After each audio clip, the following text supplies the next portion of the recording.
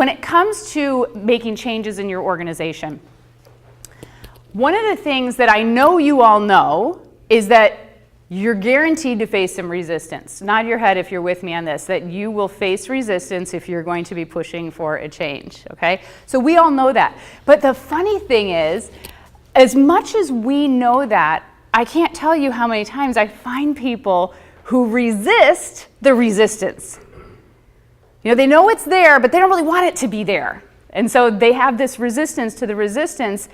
And if you think about it like the scales of justice, or any other kind of scale, if you think about going into any change, knowing that the weight of resistance is what you have to overcome. I like that as a visual.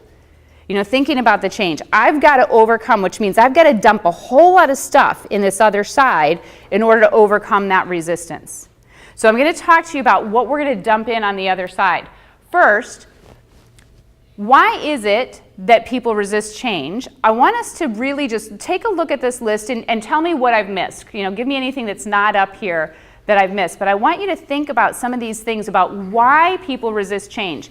Every one of you are going to be taking on something on your Game Changer worksheet where you come up with something that you think is really important for you, for your business, for your industry. Here's why people don't want to change. Number one, you're dealing with habit. And when it comes to habit is so ingrained, it's one of the hardest things you can ever take on, especially if you're dealing with 70+% of your population who's disengaged. How excited are they going to be for the new change? Like, awesome, we're gonna make a change, you know? That's usually not the typical response, is it? So dealing with habit, you're dealing with what people do. Remember how we talked about the unconscious competent? That's when you can kind of just go through work and do things without thinking. You're in habitual doing at that phase. You don't have to think about it anymore. When you change something on someone, you're shaking their routine. Statistics show that 75 to 92% of the things that we do in a day are outside of our conscious awareness. I'm going to repeat that one more time because that statistic blew my mind. 75 to 92% of the things that we do in a day, day after day, are outside of our conscious awareness. That means we're doing them habitually. So if you try to get in and change that, now all of a sudden you're asking someone to come out of their unconscious mode and jump into being conscious and thinking about it. So they've got to think about it now.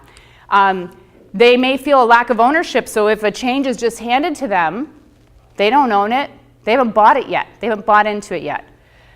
Fear, there could be fear of the unknown, there could be fear of failure, but there's always some level of underlying fear that could be present when you go to implement a change. If there isn't the right amount of clarity, and I can tell you that depending on the behavioral style of the executive who's pushing the change, you may not have clarity as the number one thing that's present. Some people will look at the effort it takes to change versus the rewards that they perceive. Remember, it's what they perceive. Is it worth it?